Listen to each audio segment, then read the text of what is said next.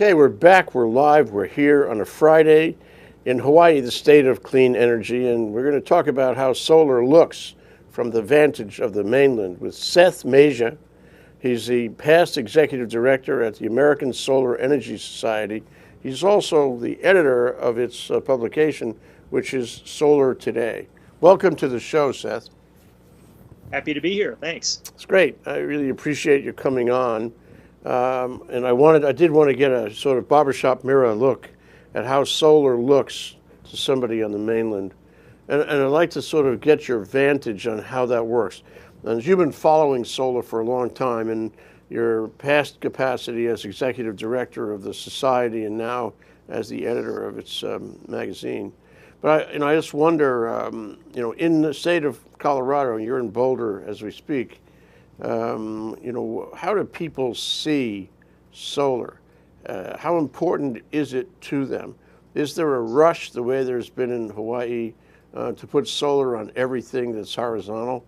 What's the sense about climate change and saving carbon or not generating carbon and avoiding fossil fuel and all that? Are people aware? Are they in heightened awareness about that? Well, here in Boulder, they certainly are. Boulder's a college town. It's a very progressive town. It has we're home to the National Centers for Atmospheric Research. So we've always been quite aware of atmospheric change. We're also very close to the National Renewable Energy Laboratory, right down the 20 miles south of us in Golden. Mm-hmm. And we have the University of Colorado and the Colorado School of Mines nearby. Colorado State University, which is 30 miles north of us, also is very active in renewable energy research.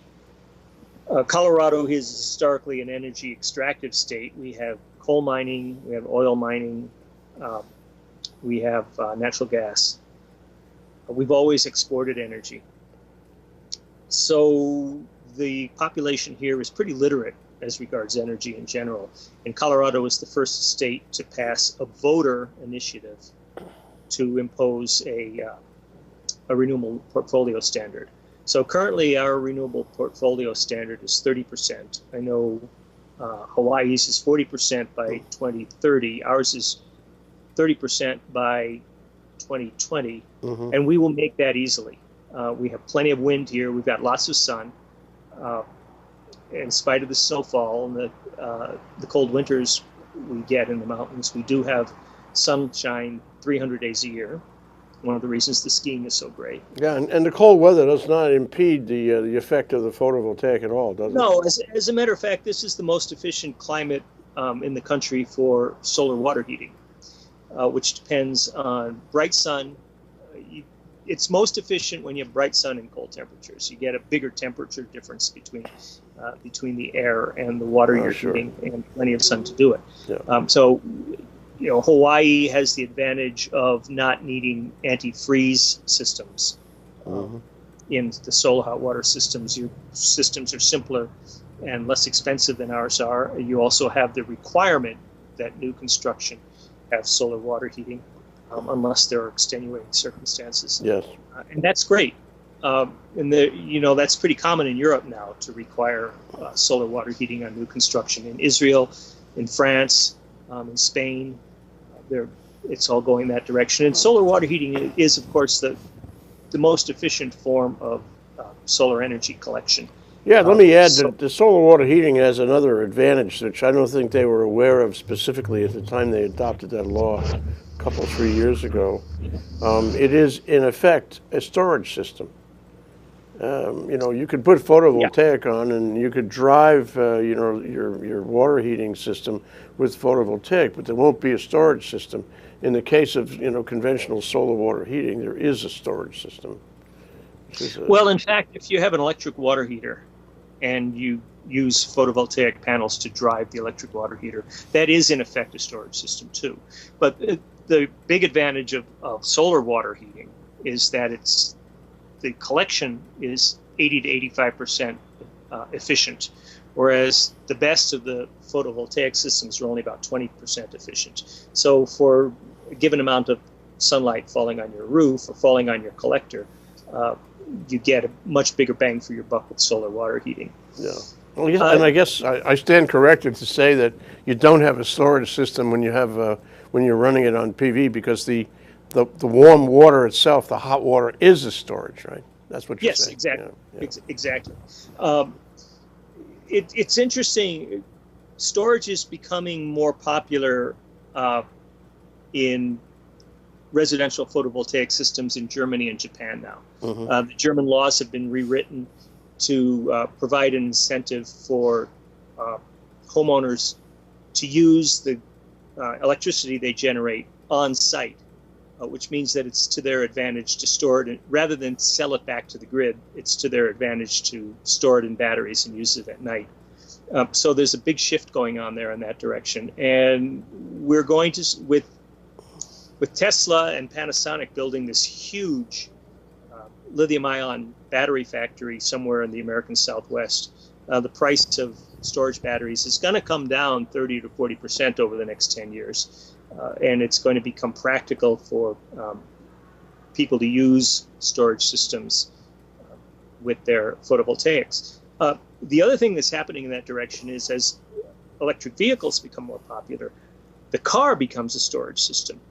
And if you charge your car when the sun is shining, while you're at work, for instance, hooked up to a photovoltaic system at the parking lot at work, then while the car's parked in your garage at night, some of the power stored in the batteries can be fed into your domestic system. Yeah. Still leaving you plenty of juice to drive to work in the morning. Yeah. And in Hawaii, one of the reasons I've been watching Hawaii is that the commutes are short. There's only so far you can go. You can't get too far away from your recharging system. That doesn't save people from range anxiety. They get anxious anyway. Yeah. But Hawaii is likely to be the quickest adopter of electric vehicles or of hydrogen-powered vehicles, simply because range anxiety is less of a factor there than it is in most places. Electric vehicles are most practical right now in places that have short commutes. So a country like Israel, an island like Hawaii, a small country like Denmark, a confined commute area like San Francisco or Seattle, where you're only driving 10 or 15 miles to work and then turning around and going home. Those are going to be the early adopters of electric vehicles, and we're already seeing it happen. Well, let me get a handle on, I don't know how you pronounce this, ASUS, that is the American, Solar Energy Society, is 60 years old. Right. Can you tell us the origin of it and what it's been doing for the past 60 years? Yeah, I can. So the organization began in 1954, which was the year that Bell Labs first commercialized the original silicon solar cell, which was fabulously expensive at the time, but it was clear that it was going to be an industrial product. It was used, first of all, by the Bell telephone system to power boosters for the telephone signal in remote locations where they didn't want to run power lines. And then it was adapted by NASA to power satellites. Vanguard 1 was, in fact, the first solar-powered satellite. And the members of ASUS were academics, they were scientists, and they were also forward-thinking businessmen who could see that there was going to be an industry emerging around this. It took a lot longer than anybody expected to develop the technology and make it commercially economical, for a variety of reasons, one of which was the Cold War. Nuclear power was a weapon in the Cold War.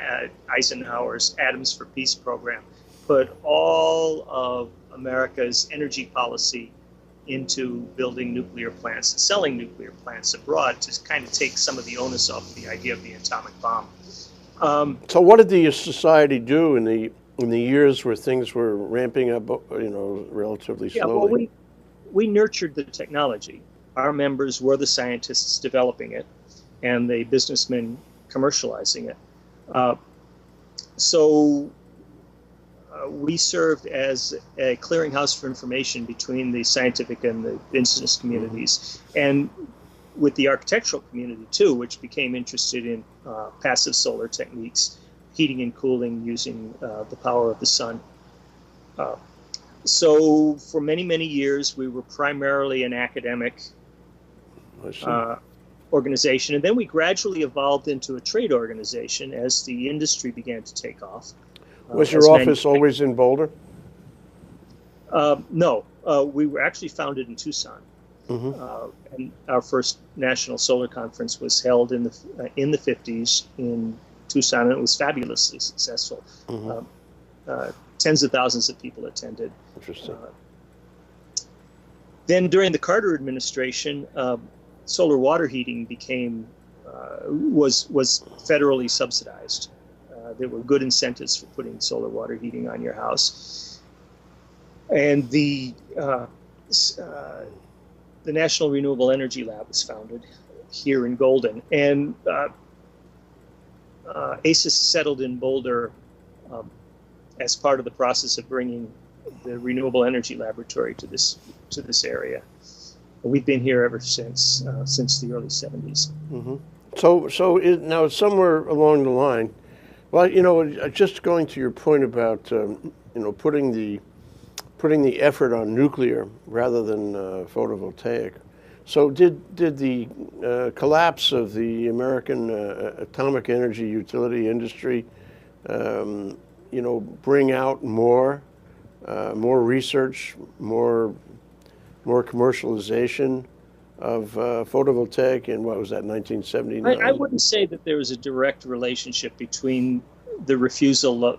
The nuclear industry hasn't collapsed. I only mean that in the sense that new applications stopped. Yeah, no one wants a nuclear plant nearby, and the insurance companies won't insure a nuclear plant. So it's become very, very difficult to finance construction of a new nuclear plant. Nearly impossible. The only way you can get a nuclear plant insured is through subsidies from the federal government. It's a little bit like federal flood insurance, but it's directed at these mammoth, very expensive systems that do have the capability of polluting large areas downwind of them if something goes wrong. Solar has boomed in the last 5 or 6 years, primarily because the Chinese came into the market. And just as the Japanese came into home electronics in the 50s and 60s and 70s and put American manufacturers out of business, you can't buy an American-made television set anymore. It doesn't mean that the television business is dying. Well, it's very, very tough to buy an American-made solar panel now. All the 90% of the solar panels are made in China, just because the Chinese government decided to subsidize manufacture of solar panels and sell them on the world market for less than the cost of manufacturing them. That's called dumping, but it was very effective in driving the price down very, very quickly. So right now, photovoltaics is the least cost option for new electric generation in the United States and in Europe. If you wanted to build a new coal-fired plant, well, you have pollution concerns to worry about, and the rising cost of fuel. If you want to build a new natural gas plant, you have the volatility of natural gas prices to worry about. If you want to build a photovoltaic plant, like a huge utility scale plant out in the desert, you just go ahead and buy the Chinese panels for 70 cents a watt, put them in, and they're good for the next 25 years. No moving parts. The only maintenance is washing the desert dust off the panels. Well, can I stop you there, Seth, in this sense? There's no panel out there that's or at least not commercial, no commercial panel out there that's 25 years old. And people say, you know, that the useful life, I mean, that the predictable life of a panel, including a Chinese panel, is going to be that, or 30 or whatever, right in there somewhere. But query, I mean, how do we know that for sure? Could it be that...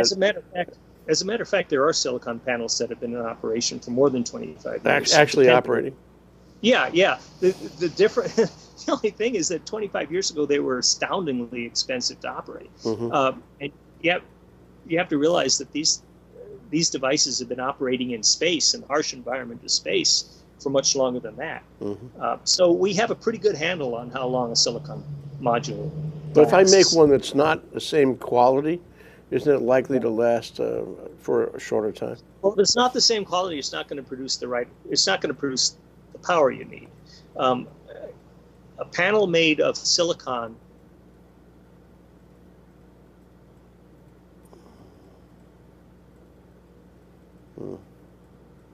It's coming back?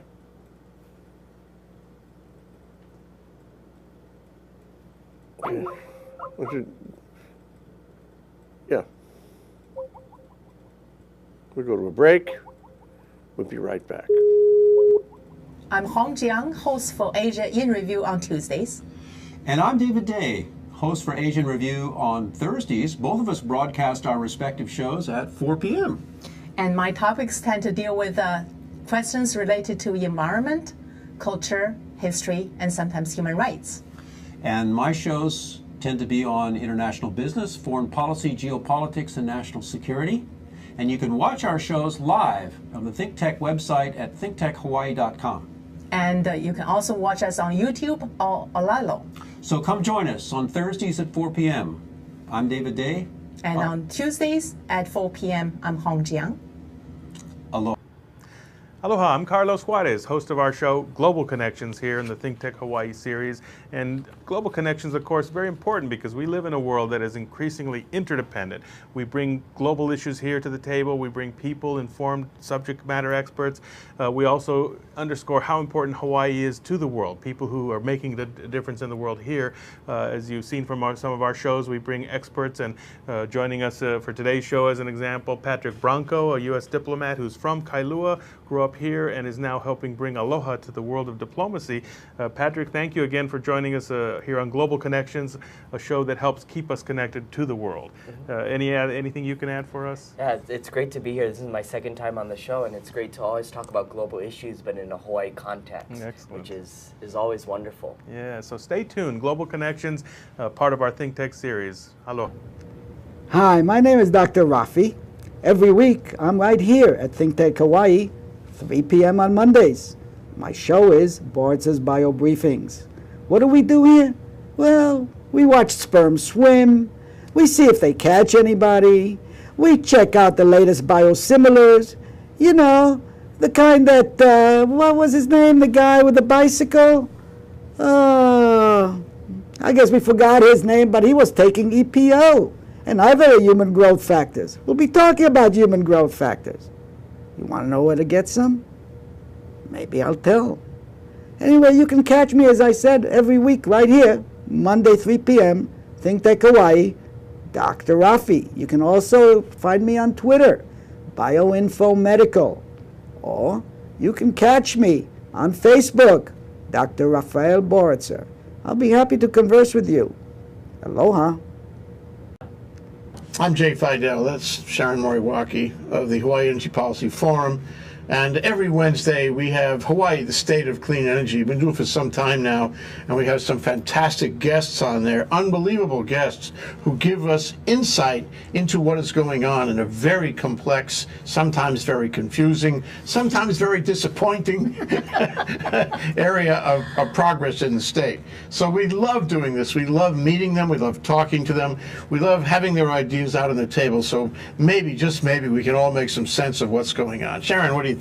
I think that's absolutely correct. We enjoy ourselves meeting with all these people and hearing about the energy and the state of clean energy, and hopefully we advance clean energy for the state. So it's terrific. Join us. Okay, Join it's us. every Wednesday. Okay, Wednesday is Energy Day every Energy Wednesday, 4 to 5 p.m. Hawaii, the state of clean energy, here on Think Tech Hawaii. Energy we'll see you Wednesday. there. Okay, we're back. We're live after, what do you want to call it, a communications issue. Here on Hawaii, the state of clean energy on the Think Tech series. We're talking about how Hawaii solar looks from the mainland with Seth Maji. Did I get that right? Asia. There's no way for me to write that down, but I will. It's Asia with an M in front. Okay. Who is the past executive director of the American Solar Energy Society and the current editor of Solar Today, which is its publication. And we're talking about, these older units still working after all this time as a demonstration that solar panels, even the ones made today, wherever they come from, are likely, if they work today, if they work on delivery, they're likely to continue to work. I mean, it's just as a probability matter for the stated life of the unit, which would be roughly 25 years. Yeah. Well, let's look at it this way. Any consumer product has what the industry's manufacturers refer to as infant mortality. 90% of warranty problems crop up within the first couple of weeks of operation. And then you return it and you get a good one. And the same is true of solar panels. If the panel's going to fail, it's likely going to fail within the first few days of operation. Yeah, that's like electronics in general, don't you think? I mean, I think that rule applies across the board. You know, a silicon panel is just a huge silicon chip.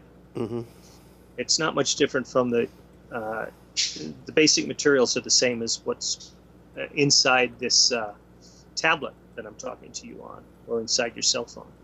It's just 1.5 meters tall and 1 meter wide. Well, what has made the solar panels more efficient over recent years? You know, you talked about the fact that the Chinese got involved maybe 5 or 6 years ago. They decided they wanted to rule the roost on solar panels, and they do.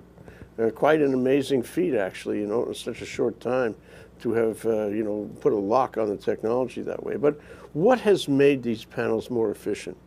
What kind of improvements? The panels haven't really become that much more efficient. I mean, efficiency improvements happen incrementally. 0.5% here, 0.1% there. Where all the research and development money went over the last 10 years is into making the panels cheaper.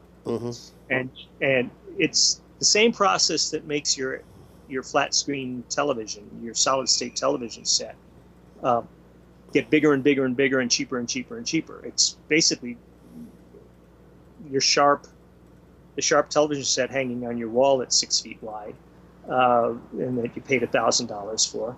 Well, 10 years ago, that flat screen TV was only 8 inches wide. It was the size of the laptop computer screen, and cost $1,000. So what we're getting is a lot more bang for the buck, because the key turns out to be economies of scale. If you can build 1 megawatt's worth of solar panels in your factory over the course of a year, you're going to make the stuff for a whole lot less money than if you were making 1 kilowatt's worth. So I mean, where does that go from here to the future? I mean, do you expect the same process will continue? That is, the research will result in cheaper, larger units rather than. The stuff's pretty cheap now. It's gone from $7 a watt to 70 cents a watt over the past 6 or 8 years. It can't go to zero. So I don't think so. The curve is flattening out, and I think it's going to stabilize at 70 cents a watt for the next 3 or 4 years. It may inch downward into the 50-cent range. The thin film, the cadmium sulfide and the cadmium telluride and the other thin film technologies that don't use silicon are potentially a lot cheaper, but they're less efficient now.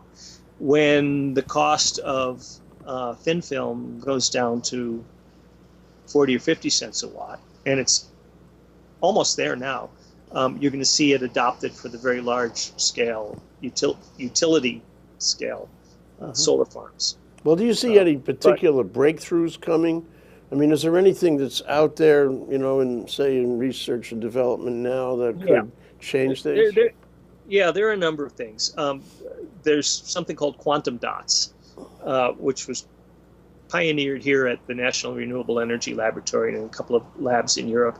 Quantum dots, I don't pretend to understand them, but they're a way of concentrating photons in a very small space so that they ricochet around among the semiconductor molecules. So instead of getting, the way a silicon cell works now is one photon comes in and it knocks an electron loose. If you can get that photon to come in and ricochet around, it might knock off 2 or 3 or 4 photons. So you get 3 or 4 times as much power leaking out of the cell, coming off the cell. That would be a huge increase in productivity. Right now, the latest world record with quantum dots is about 15% efficiency. So they're getting there. And this stuff can be made with cheap, readily available materials, zinc oxide, lead oxide, stuff like that. That's just non-polluting and really easy to get at. There are traditionally solar cells that have been made by growing huge crystals as kind of a billet,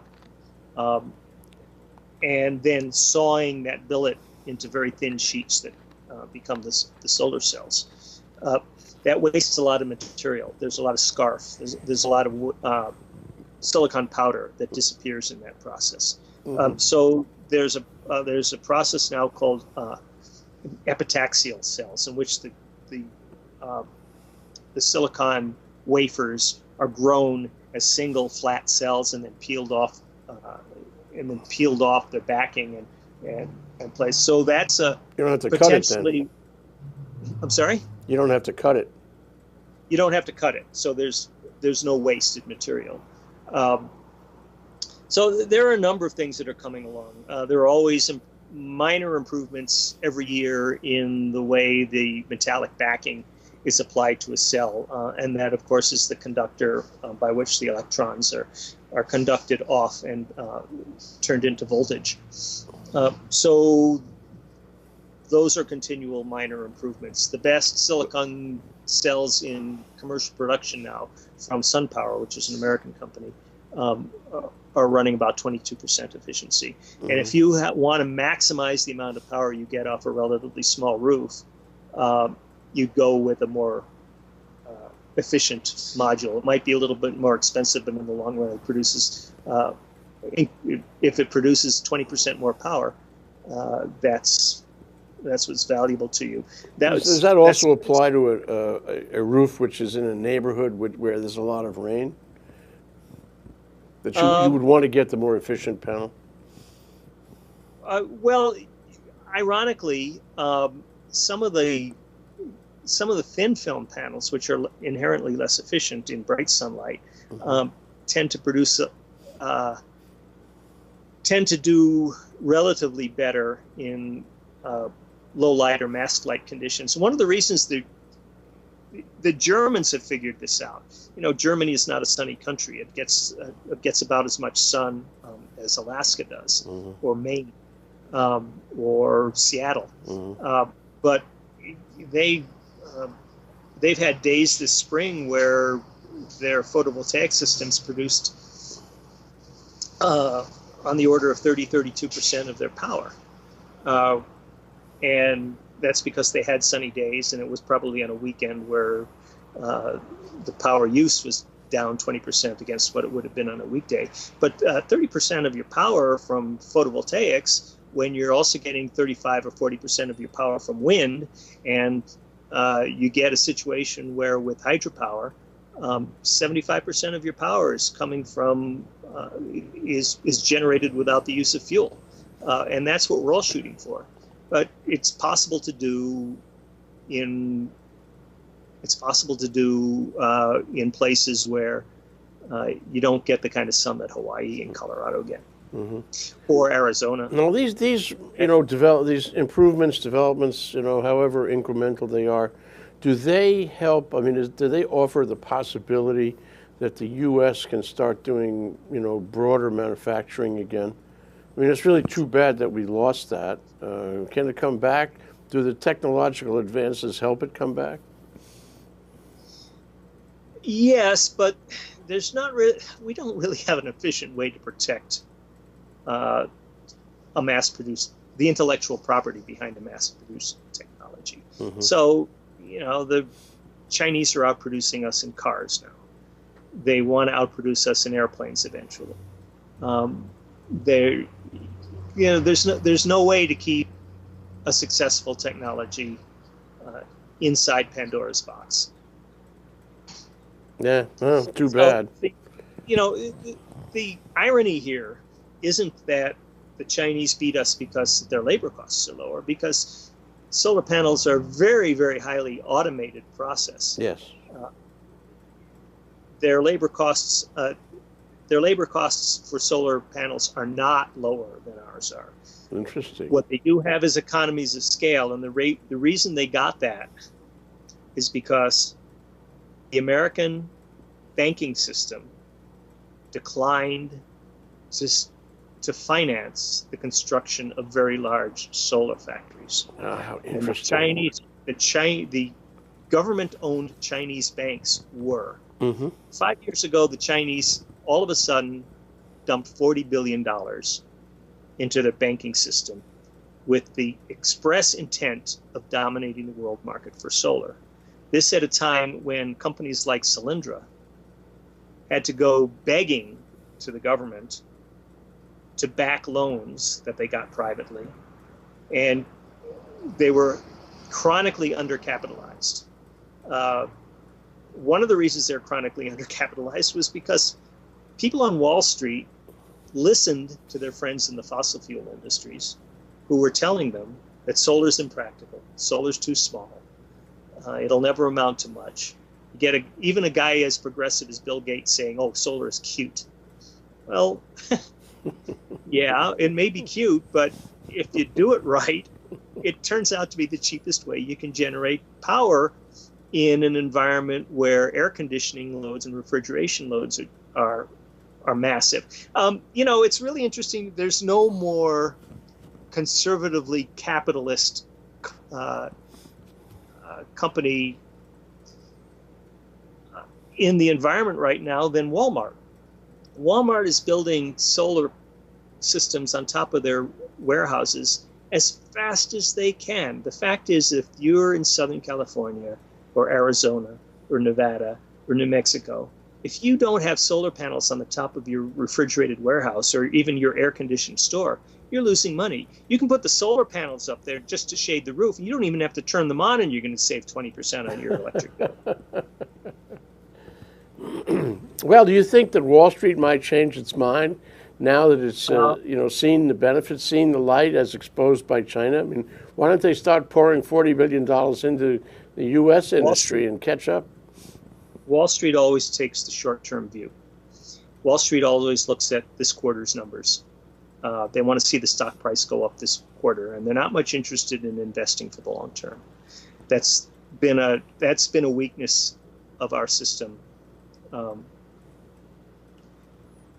for years, for decades. What about the Germans? I know the Germans are out there manufacturing, and they are very committed to photovoltaic. But they've lost their manufacturing base too, for the same reason we have. The Chinese came in and undersold them, so they're installing. Let's be very clear about one thing. Solar is growing very, very rapidly in the United States, but yes. The companies that are growing are the installation companies. They're yes. the people who are selling and installing the systems, just as the people who make money in television in this country, aside from television producers, the people who make money with the physical object, the product, are the retailers. The manufacturing is done offshore. The retailers make the money, make the margin. And that same thing is happening in solar.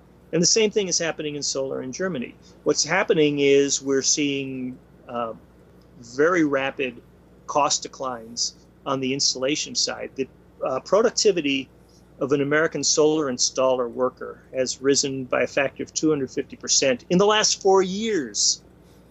And this is because they're more experienced people.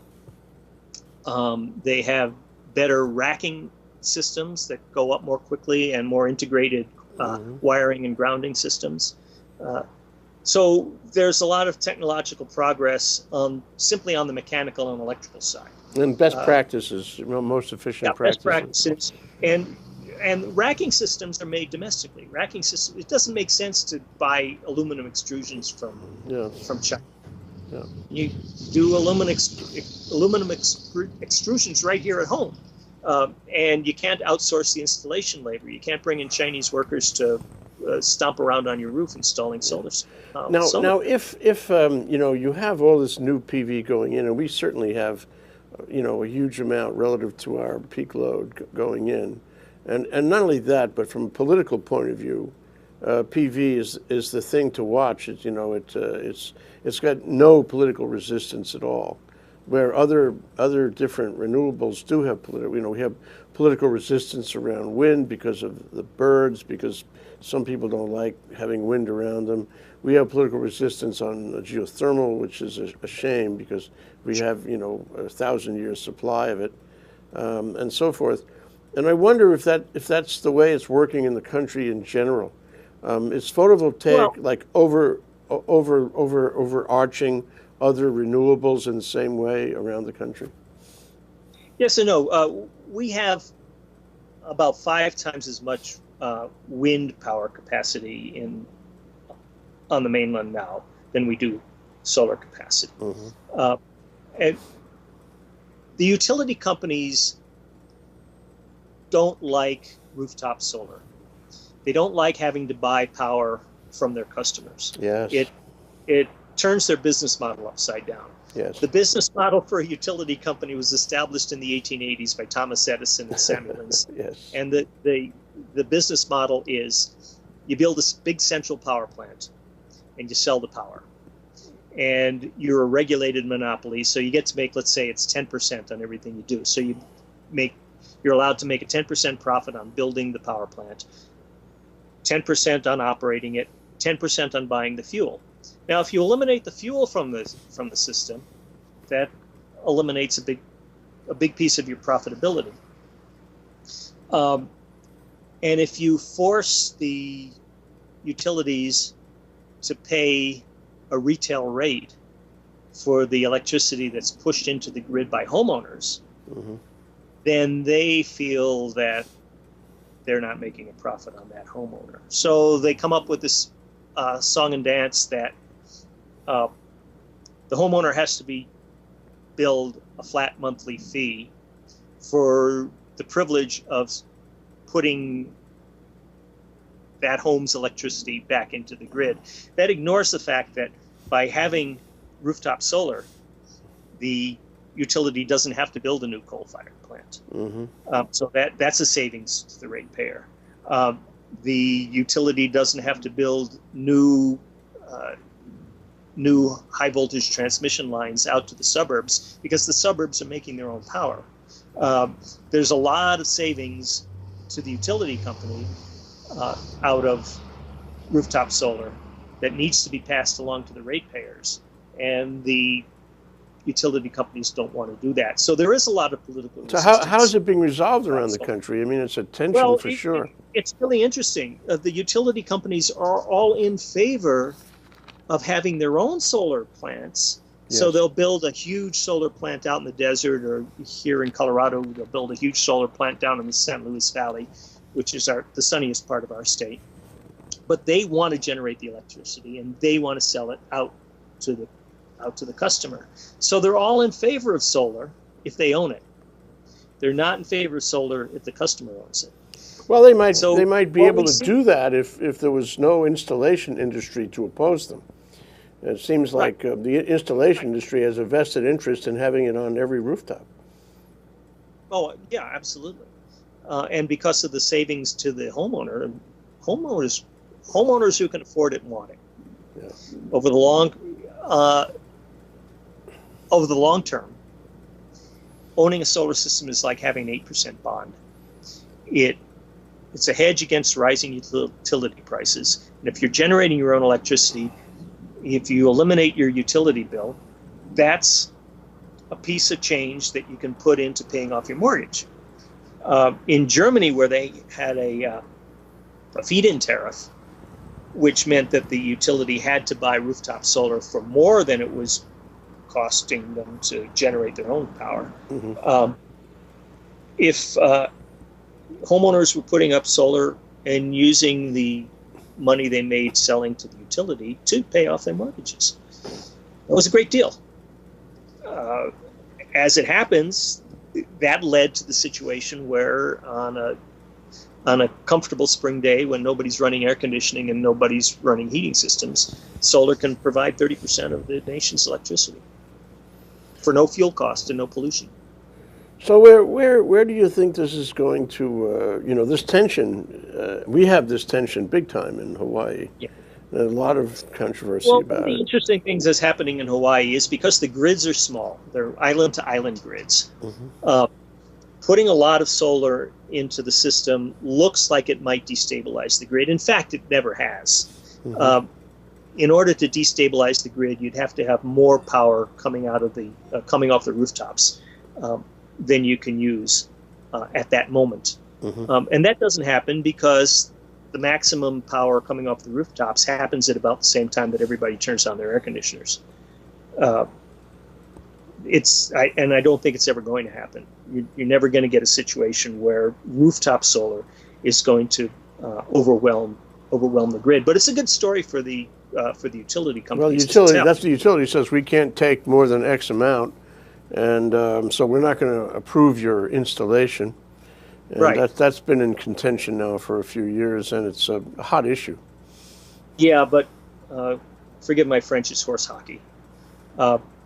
What Hawaii is pioneering, what the Hawaii utilities are pioneering, and which I'm very interested in seeing, is the adoption of very large battery banks to take excess power when it occurs, store it until it's needed.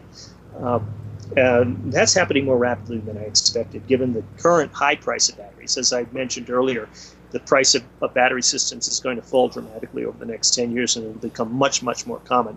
And then the utilities won't have a leg to stand on. They won't be able to say that they're worried about being overwhelmed by rooftop solar. But how is that evolving? I mean, I've seen. It doesn't bother them. They don't worry about rooftop. They don't worry about being overwhelmed by solar power that they own. Right, but where does the storage go? Storage will, help this. Storage will ameliorate the problem with the individual homeowners and the installers.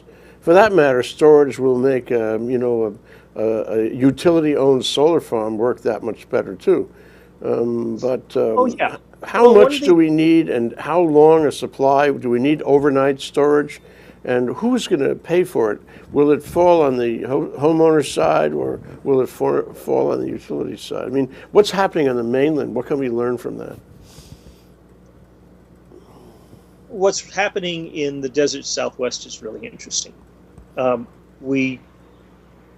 couple of months ago, well, at the beginning of the year, the Ivanpah, California concentrated solar power plant came online. It's the largest CSP plant in the world. And what concentrating solar power is, concentrating solar thermal, is you use mirrors to focus sunlight onto a tank of either water or a pipe full of oil, and you superheat it.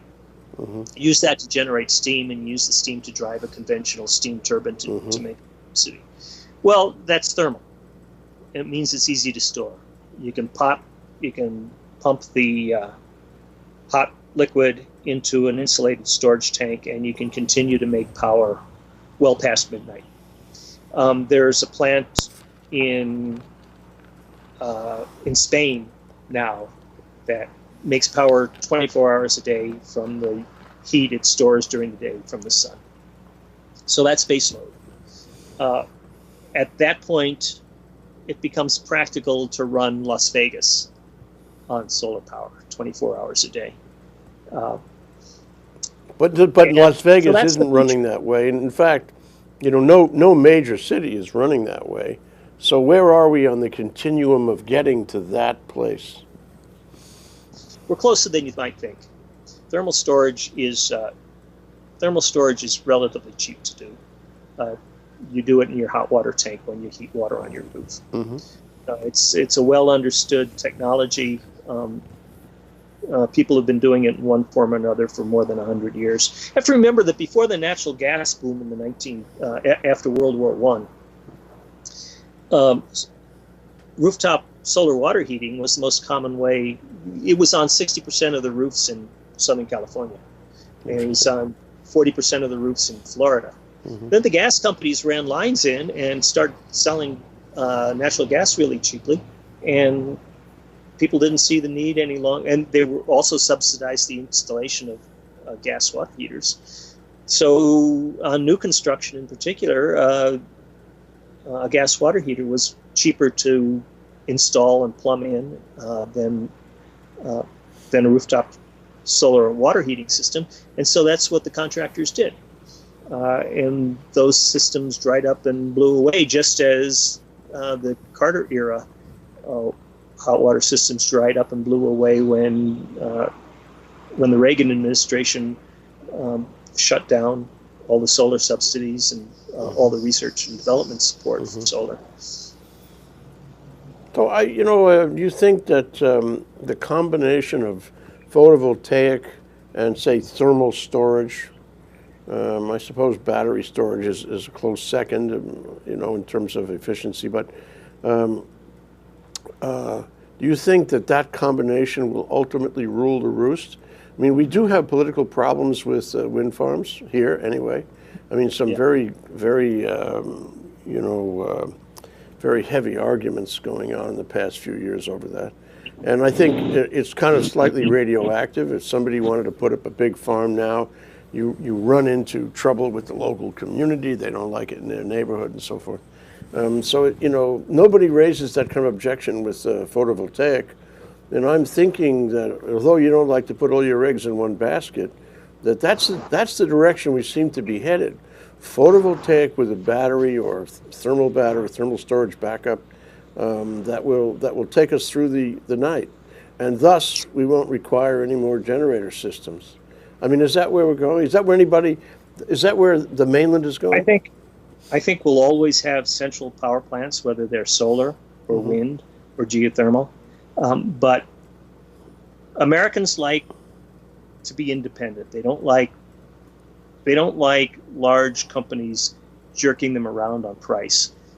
They don't like the telephone company raising their rates. They don't like the cable company raising their rates. They don't like the electric utility company raising their rates. So a lot of Americans are going to want solar on their roofs and control their own destiny. Eliminating that monthly utility bill is just one more step, one more thing that an independent-minded homeowner can do to feel that they're in charge of their own fate. So rooftop solar will continue to grow. Utility-scale solar will grow even faster because the utility companies love it. And wind power is growing steadily on the mainland at the current rate of growth, which is on the order of 35-40% a year, which is astounding in this economy. Yes.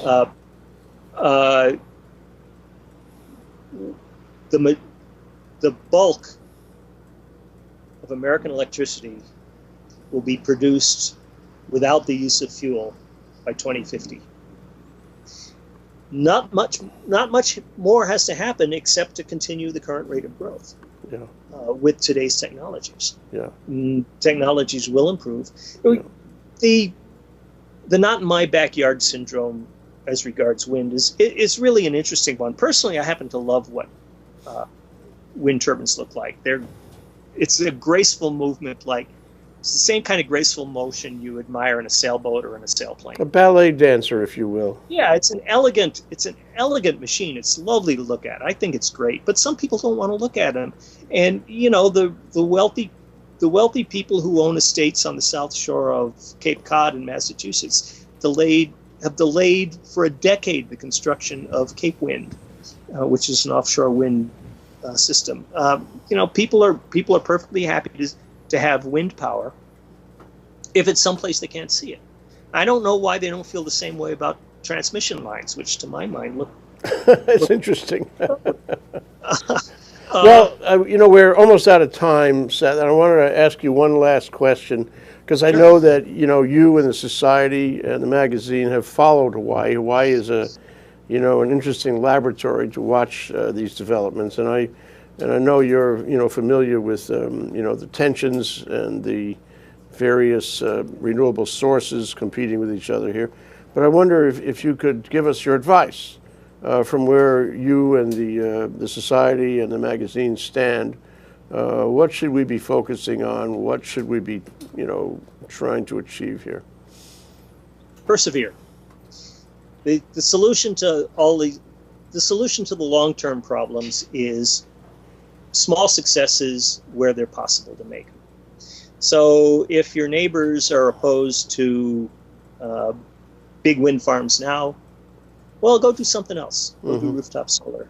10 years from now,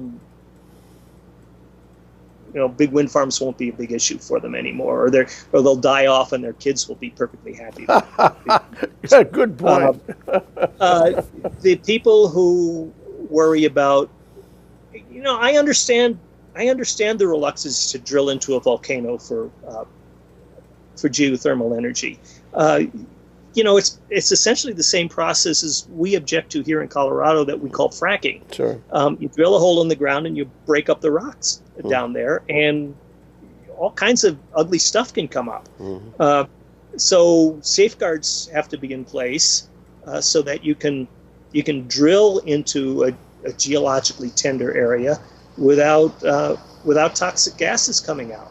But that's a technology problem. It's not a philosophical problem. The philosophical problem is that some people regard the volcanoes as sacred territory.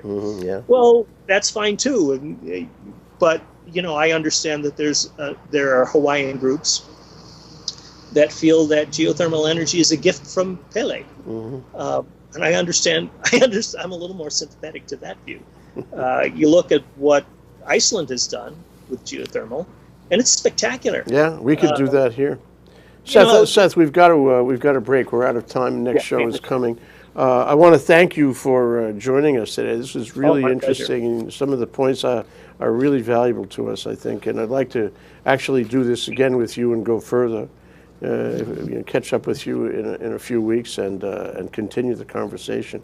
That's Seth Mejia.